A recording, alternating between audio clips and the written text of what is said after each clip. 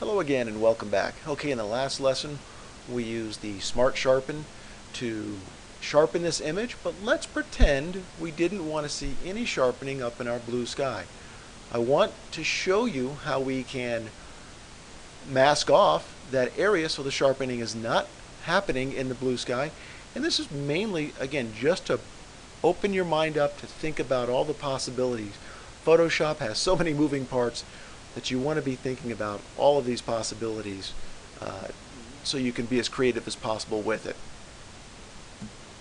One of the advantages of doing your sharpening on a background copy is now we can add a layer mask. Let's come down here, click on our Add Layer Mask icon. Now it's possible that I really like the sharpening in the barn, I like the sharpening in the sky and the clouds, but I thought that the grass got too crisp looking. Let's go ahead and make this fit on screen. I could actually now call up my brush tool, choose black. Maybe I want a little sharpening of the grass. Maybe choose an opacity of about 50%. Make sure that my layer mask thumbnail is selected. I can now size my brush out here and mask off this grass at 50%. Make sure I click and hold down, paint around.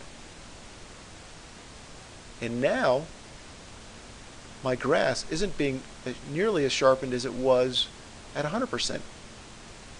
I can also undo that and decide that I want to select the blue in the sky. I don't want to see any sharpening going on in the blue in the sky. I want that to remain nice and smooth looking. Well, let's choose our zoom tool. Go back into print size, and now let's select color range. Run down here to color range, move that out of the way a little bit, click on blue. Let's watch what's going on over here. Let's click the plus eyedropper to add to that selection. Now let's take our fuzziness up in this occasion. Perhaps I want to make sure that I'm getting into the blues and white mixes as well. Alrighty, just kind of come over here. That looks pretty good. Click OK. And now my mask is just backwards. So what I need to do, hold the Control key down, press I for invert, and now I've got the black where I want it to be. Let's make this a little bigger here. Now I've got the black up in the sky where the blue is, and now the sharpening is going on everywhere in the image except where the black is up in the blue sky. We can look at that layer mask thumbnail by holding the Alt key down, clicking on it. You can see it big out here. Yeah, very cool. I'm going to go ahead and fit that back on screen.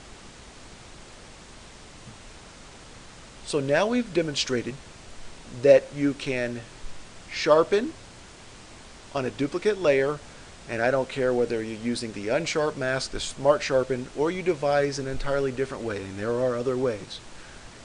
If you do it on this separate layer, you can always add a layer mask and then regionally choose what areas you want to be sharpened and what areas you do not want to be sharpened.